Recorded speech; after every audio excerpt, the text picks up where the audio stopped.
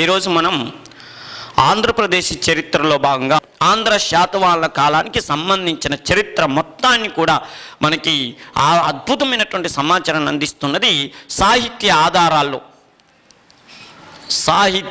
ఆధారాలలో ప్రత్యేకంగా విదేశీ సాహిత్యం. విదేశీ సాహిత్యం అంటే నేను ఇందాకే చెప్పాను.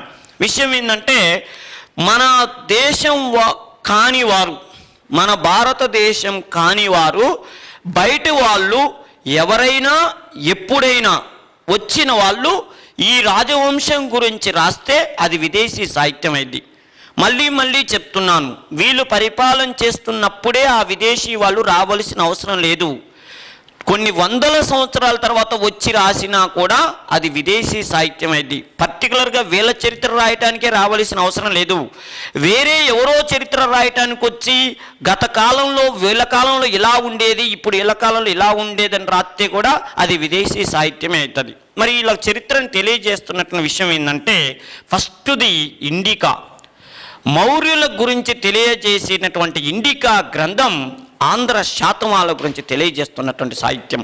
పర్టికులర్గా గుర్తుపెట్టుకోండి, ఆడ 100 పుస్తకాలు నుండి 100 ఎందుకే ఉంటాయి, 4 ఉంటాయి ఏబిసిడీలు. ఓ ముఖ్యమైన విషయం ఏంటంటే, ఆంధ్ర శాతవాహనుల గురించి సమగ్రమైన సమాచారాన్ని అందిస్తున్నటువంటి విదేశీ సాహిత్యం ఏంటంటే ఇండికా గ్రంథం అని పెట్టండి. ఒకటే అది మెయిన్ అన్నమాట. అంతేకాదు, చూడండి, మనం ఇండియన్ హిస్టరీలో చదువుతాం ఏంటంటే, భారతదేశానికి సంబంధించినటువంటి మొట్టమొదటి విదేశీ రాయబారి ఎవరు అంటారు? భారతదేశానికి వచ్చిన మొట్టమొదటి విదేశీ రాయబారి అంటే ఎవరి పేరు చెప్తాం? మెగస్తనీస్ పేరు చెప్తాం. మెగస్తనీస్ అనేటటువంటి వాడిని చెప్తాం. భారతదేశానికి వచ్చిన మొట్టమొదటి విదేశీ రాయబారి ఆయనే ఈ ఇండికా అనే గ్రంథాన్ని రాశాడు. ఇంతకీ ఎవరు అంటే గ్రీకు దేశానికి చెందిన వ్యక్తి, చరిత్రకారుడు.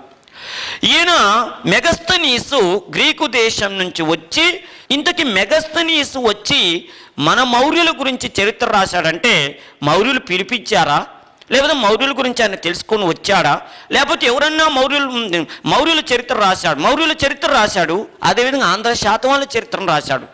మరి ఆంధ్ర శాతవాహనుల చరిత్రను రాశాడంటే ఆయనకి కేవలం చుట్టాలు ఉన్నారా, లేకపోతే ఆంధ్ర శాతవాహనులే పట్టుబట్టుకొని ప్లీజ్ కొద్ది రాయవా అని బతిలాడరా? మరి లేకపోతే ఎందుకు ఈ ఇండికా గ్రంథంలో మన ఆంధ్ర శాతవాహనుల గురించి, మన ఆంధ్ర దేశం గురించి వర్ణించటం జరిగిందని మనం ఇక్కడ ప్రత్యేకంగా చెప్పుకోవాలి. నేను ఇందాకేమన్నాను, ఆంధ్ర శాతవాహనుల గురించి లేదా ఆంధ్రుల గురించి సమగ్రమైన సమాచారాన్ని అందిస్తున్న మొట్టమొదటి విదేశీ గ్రంథం అంటే ఏం పెట్టాలి? ఇండికా పెట్టాలి. ఇది మెగస్తనీస్ గ్రీకు భాషలో రాశాడు. అసలు మెగస్తనీస్ ఇండియాకి ఎందుకు వచ్చాడు? రాయాల్సింది మౌర్యుల చరిత్ర రాసుకోవటానికి వచ్చాడు. మరి మౌర్యుల చరిత్ర రాయటానికి వచ్చినప్పుడు ఆంధ్ర శాతవాహనుల గురించి ఎందుకు రాశాడు అనే విషయాన్ని చూస్తే ఒక ముఖ్యమైన విషయం మనం ఇక్కడ చెప్పుకుందాం. ఏంటంటే, మనందరికీ తెలుసు, భారతదేశంలో మనకి ప్రత్యేకంగా ఒక చిన్న విషయం, మౌర్య చక్రవర్తి వాళ్ళే మౌర్యులు. ఈ మౌర్య చక్రవర్తి అయినటువంటి మౌర్య సామ్రాజ్యాన్ని స్థాపించింది ఎవరయ్యా అంటే చంద్రగుప్త మౌర్యుడు అనేవాడు స్థాపించాడు. ఆయనే మౌర్య చంద్రగుప్తుడు లేదా చంద్రగుప్త మౌర్యుడు అంటారు. ఈ చంద్రగుప్త మౌర్యుడు మౌర్య సామ్రాజ్యాన్ని స్థాపించినప్పుడు ఈయన ఎవరిని ఓడించాడు అంటే పాటలీపుత్రాన్ని ఆక్రమించుకున్న మౌర్యుల రాజధాని అప్పుడు పాటలీపుత్రం. మౌర్యుల రాజధాని పాటలీపుత్రాన్ని ఆక్రమించుకున్నప్పుడు ఎవరిని ఓడించాడంటే నందవంశ చక్రవర్తి అయిన ధననందుడు అనే రాజును ఓడించాడు. ఈ ధననందుని ఓడించి ఆయన పరిపాలన చేసుకుంటున్న టైంలో ఏమైందయ్యా అంటే, అప్పటికే ఈ చంద్రగుప్త మౌర్యుడు మన భారతదేశంలో నందవంశ చక్రవర్తి అయిన ధననందుని మనం చదువుతాం ఇండియన్ హిస్టరీలో. కౌటిల్యుడు ఆయనే విష్ణుగుప్తుడు లేదా చాణక్యుడి సహకారంతో నందవంశ చక్రవర్తి ధననందుని చంద్రగుప్త మౌర్యుడు లేదా మౌర్య చంద్రగుప్తుడు ఓడించి భారతదేశంలో మౌర్య సామ్రాజ్యాన్ని స్థాపించాడని ఇండియన్ హిస్టరీలో చదువుతాం. అయితే ఈయన ఈ రాజ్యాన్ని స్థాపించక ముందే మన భారతదేశానికి అలెగ్జాండర్ అనే గ్రీకు చక్రవర్తి వచ్చి దండయాత్ర చేశాడు. అలెగ్జాండర్ దండయాత్ర, మనం దాన్ని ప్రత్యేకంగా జీలం యుద్ధం హైడాస్పస్ అనే పేరుతో పిలుస్తాం. పురుషోత్తముడికి అంబికి మధ్య యుద్ధం జరుగుతుంటే వీడు కూడా సపోర్ట్ ఇచ్చాడు అంబికని మనం ఇండియన్ హిస్టరీలో చదువుకుంటాం. ఇప్పుడు మనకు అవసరమైన విషయం ఏంటంటే అలెగ్జాండర్ భారతదేశానికి వచ్చి పంజాబ్ ఈ ప్రాంతాన్ని మొత్తం తన చేతిలో పెట్టుకున్నాడు, ఆక్రమించుకుండు. ఎందుకు ఆక్రమించుకుండో అది అందరికి తెలుసు. అది పర్షియా వాళ్ళదైతే పర్షియా వాళ్ళంటే మనోడికి పడదు కాబట్టి ఆ పర్షియా ప్రాంతాన్ని ఆక్రమించుకుండు. ఇండియాలో పర్షియా ప్రాంతం అది.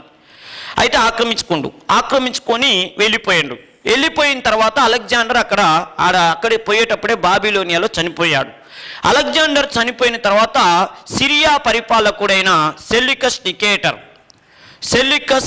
నికేటర్ అనేటటువంటి వాడు భారతదేశంలో ఉన్న వాళ్ళ ప్రాంతానికి కూడా చక్రవర్తి అయ్యాడు. అంటే సెల్యూకస్ నికేటర్ ఎవరంటే అలెగ్జాండర్కి సేనాపతి, అత్యంత సన్నిహితుడు.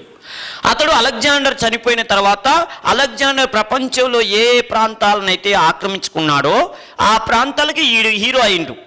వాళ్ళ గురువు గారు పోయిన తర్వాత ఈడు హీరో అయిండు. ఇప్పుడు ఈడు సిరియా అనే ప్రాంతాన్ని పరిపాలన చేసుకుంటాడు. ఈ సిరియా పరిపాలనతో పాటు భారతదేశంలో పంజాబ్ అనేటటువంటి ప్రాంతం కూడా సెల్యూకస్ నికేటర్ చేతిలోనే ఉంది. ఇదంతా ఎప్పుడు స్టోరీ? మన నందవంశాన్ని చంద్రగుప్త మౌర్యుడు ఓడించబోతున్నప్పుడు స్టోరీ ఇదన్నమాట. అంటే అలెగ్జాండర్ తర్వాత భారతదేశంలో అలెగ్జాండర్ ఆక్రమించిన ప్రాంతానికి సెల్యూకస్ నికేటర్ అనేవాడు చక్రవర్తి అయ్యాడు. వాడు వాళ్ళ సిరియాతో పాటు మన పంజాబ్ ప్రాంతం కూడా అధికారి అయ్యాడు. ఇదంతా నడుస్తున్న టైంలో చంద్రగుప్త మౌర్యుడు నందవంశాన్ని ఓడించి అసలు టోటల్ ఉత్తర భారతదేశాన్ని మొత్తాన్ని ఒకటి చేయాలి. ఒక విదేశీయులు మా ప్రాంతంలో పరిపాలన చేయటం ఏంది, నేనెందుకు ఒప్పుకుంటా? ఒక విదేశీ రాజుల ఏరియాలో మా పంజాబ్ ఉండటం ఏంది? ఒక అలెగ్జాండర్ సేనాపతి అయిన సెల్యూకస్ నికేటర్ హ్యాండ్ ఓవర్లో మా పంజాబ్ భారతీయ ప్రాంతం ఉండటం ఏందని చెప్పి వాడు అసలు ఉత్సాహంతో చంద్రగుప్త మౌర్యుడు యుద్ధానికి పోయి పర్షియా అలెగ్జాండర్ వాళ్ళ సేనాపతి అయిన సెల్యూకస్ నికేటర్ హ్యాండ్ ఓవర్లో ఉన్న ప్రాంతాన్ని ఆక్రమించుకుండు. ఇప్పుడు పంజాబ్ అనే ప్రాంతాన్ని ఆక్రమించుకుంటే చంద్రగుప్త మౌర్యుడు ఆటోమేటిక్గా ఎవరికి కోపం వస్తుంది? సెల్యూకస్ నికేటర్కి కోపం వస్తుంది. ఎందుకు? వాడి ప్రాంతాన్ని ఈడు ఆక్రమించుకుండు కాబట్టి.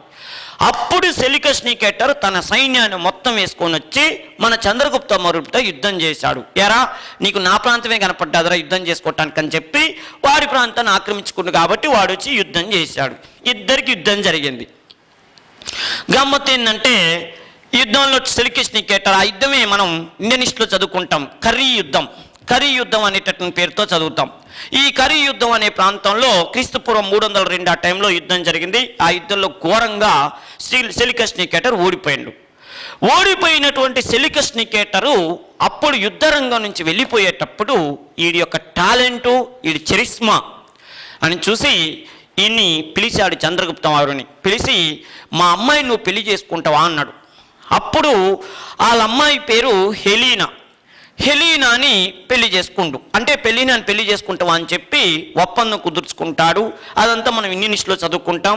తర్వాత సెల్యూకస్ నికేటరు చంద్రగుప్త మౌర్యుడికి తన బిడ్డ హెలీనానిచ్చి పెళ్లి చేశాడు. చూడండి, ఓడిపోయిన సెల్యూకస్ నికేటరు ఒక గొప్ప వాడు మగాడు అనేటటువంటి వాడికి నా బిడ్డనివ్వాలని చెప్పి భారతదేశంలోని అద్భుతమైన చక్రవర్తిగా ఎదుగుతాడు. వాడు అలాంటి వ్యక్తిని అల్లుడని చెప్పుకోవటానికి కూడా గర్వంగా ఉంటుందని చెప్పి చంద్రగుప్త మౌర్యుడికి తన బిడ్డ అయినటువంటి హెలీనానిచ్చి వివాహం చేశాడు. అదంతా మనం ఇండియన్ హిస్టరీలో చెప్పుకుంటాం. మొత్తానికి హెలీనా మన భారతదేశానికి వచ్చింది. ఆ సమయంలో మళ్ళీ చెప్తాం మనం, చంద్రగుప్త మౌర్యుడు తన మామకి 500 ఏనుగులని బహుమానంగా పంపించాడు. ఎందుకంటే ఏనుగు బలం లేకుండా నిద్రమ్మకుడు యుద్ధానికి వచ్చిండు. మనోడి దగ్గర ఏనుగులు బ్రహ్మాండంగా ఉన్నాయి, వాడి దగ్గర ఏనుగులు లేవు. అందుకని ఏనుగులు లేకుండా యుద్ధానికి వస్తే యుద్ధము అర్ధగంటలు అయిపోయింది. ఎందుకంటే వాడికి ఆ బలం లేదు. అది మన అల్లుడు గమనించి వారి మామ ఏనుగులు లేకుండా యుద్ధానికి ఎట్టొచ్చినవరా అని చెప్పి అప్పుడు 500 ఏనుగుల్ని బహుమానంగా పంపించాడు సెల్యూకస్ నికేటర్కి. అప్పుడు మామయ్య చాలా ఇంప్రెస్ అయ్యి అల్లుడు, ఇంత గొప్ప చరిత్ర ఉన్న నీ గురించి పుస్తకం ఎందుకు రాయించట్లేదని చెప్పి అప్పుడు ఈ చంద్రగుప్త మౌర్యుడి చరిత్రని, అదేవిధంగా మౌర్య వంశ గొప్పతనాన్ని గురించి పుస్తకం రాయటానికి ఒక వ్యక్తిని పంపించాడు గ్రీక్ దేశం నుంచి. అతడే మనం ఇప్పుడు చెప్పుకుంటున్నటువంటి ఇండికా రచయిత అయినటువంటి మన మెగస్తనీస్. అర్థమైనా? మనం అందుకని ఇండియనిస్టులో చెప్తాం, మెగస్తనీస్ ఎవరి ప్రతినిధిగా భారతదేశానికి వచ్చాడంటే సెల్యూకస్ నికేటర్ ప్రతినిధిగా భారతదేశానికి వచ్చాడని చెప్తాం. ఎందుకు? ఇది స్టోరీ. ఓడిపోయినటువంటి సెల్యూకస్ నికేటర్ తన అల్లుడైనటువంటి చంద్రగుప్త మౌర్య యొక్క చరిత్రని రాయటం కోసం మెగస్తనీస్ అనే వ్యక్తిని మన భారతదేశాన్ని పంపించాడు, రాయబారిగా పంపించాడు. అందుకనే భారతదేశానికి సంబంధించిన మొట్టమొదటి విదేశీ రాయబారిగా మెగస్తనీస్ని మనం ప్రత్యేకంగా చెప్పుకుంటాం. ఏది ఏమైనా మెగస్తనీస్ ఇండియాకు వచ్చి ఉత్తర భారతదేశంలో పాటలీపుత్ర అందాలను గురించి, మౌర్య చక్రవర్తుల యొక్క గొప్పతనాన్ని గురించి, భారతదేశ ప్రాశస్త్యాన్ని గురించి రాసుకుంటూ ఒక్క మౌర్యుల గురించే రాయలే, మౌర్యులకి సామంతులుగా పనిచేస్తున్నారు మన శాతవాహనులు, ఆంధ్ర శాతవాహనులు. వీళ్ళు పరిపాలన చేస్తున్నారు. వీళ్ళు మౌర్యులకి సామంతులు, సబార్డినేటర్గా ఉన్నారు. కాబట్టి ఈ మెగస్తనీస్ ఏం చేశాడంటే మౌర్యులతో పాటు మౌర్యుల సామంతులైనటువంటి ఆంధ్ర శాతవాహనుల గురించి కూడా తన ఇండికా గ్రంథంలో రాశాడు. అందుకని మనం ఏమని చెప్తాము, ఆంధ్ర శాతవాహనుల గురించి సమగ్రమైన సమాచారాన్ని అందిస్తున్న మొట్టమొదటి విదేశీ గ్రంథం ఏదంటే మనం ఏమని చెప్తాము, ఇండికా గ్రంథం అంటారు. ఇప్పుడు కాన్సెప్ట్ అర్థమైంది కండి. ఇండికా గ్రంథాన్ని మెగస్తనీస్ రాసిండు.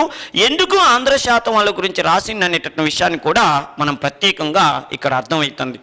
ఏది ఏమైనా కూడా ఇప్పుడు ఆ మెగస్తనీస్ మన ఆంధ్రదేశాన్ని కూడా పర్యటించి ప్రత్యేకంగా ఆంధ్రులని అందరులు అన్నాడు.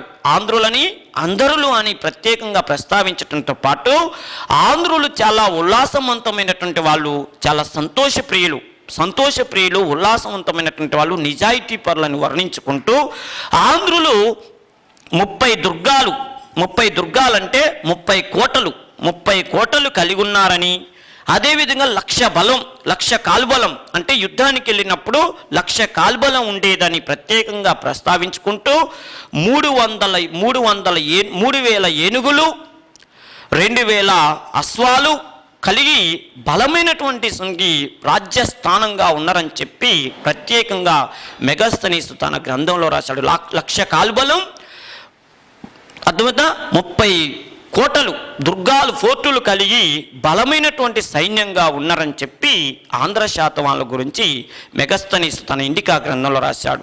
ఇది మనకి విదేశీ సాహిత్యంలో ఇంపార్టెంట్ అయినటువంటి గ్రంథం.